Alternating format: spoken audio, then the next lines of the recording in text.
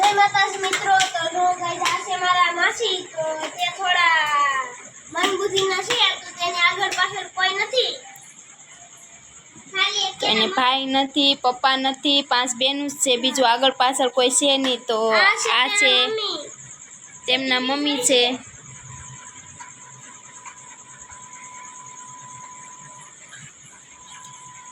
તો આના માટે જે મદદ થાય તે તમે કરજો.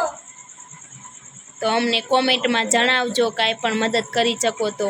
તો અમારી ચેનલ ગમ્યું હોય તો લાઈક, શેર ને સબસ્ક્રાઇબ કરજો. અને અમારા માસી થોડા ગાંડા જેવા છે, તો તમને થોડાક અમને મદદ કરજો અને આગળ અમારો વિડીયો જેમ બને એમ શેર કરજો. તો અમારા સંજનાબેનના માસી છે. અમારા માસીને થોડોક ઓલું છે, એટલે થોડુંક મગજમેટ જે છે એ.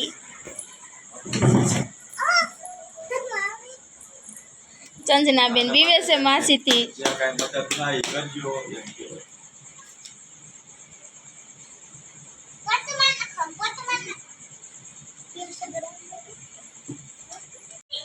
જો હું મારા મોટા બાની ઘરે આવી છું, તો આ છે મારા મોટા બા, આ છે મારા દાદાની દીકરી. તો એ થોડીક આમ મન બુદ્ધિ જેવી છે, તો એને આગળ પાછળ કોઈ છે નહીં. તો તમે કોઈ મદદ કરી શકો તો અમને કોમેન્ટમાં જણાવજો. અને તેમને 5 દીકરીઓ છે, ભાઈ નથી અને એને પપ્પા નથી. તો આ છે મારા નાના બેન એમના, અને છેલ્લા બેન છે ઈવડા, ઈ મન બુદ્ધિ જેવા છે, એ છેલ્લા બેન છે એના.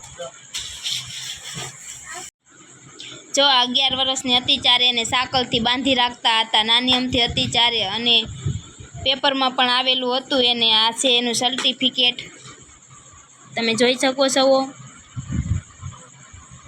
2015નું ત્યારે એની પેપરમાં પણ આવેલું હતું.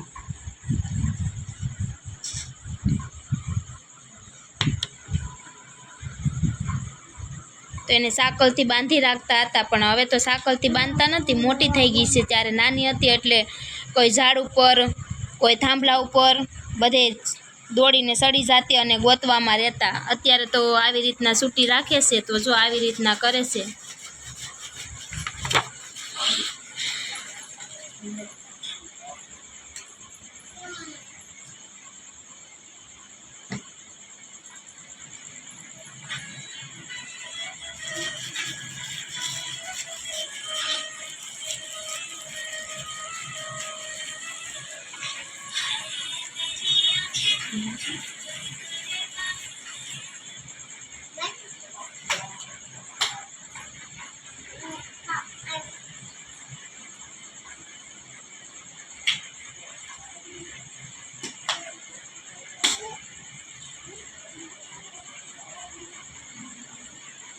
જો તમે જોઈ શકો છો આવી રીતના ગાંડા કાઢા કરે છે.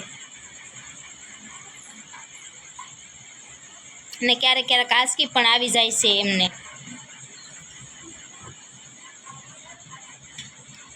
આંચકી આવી જાય છે તો જીવ બધું વયું જાય છે, પછી પાછું આવી જાય છે.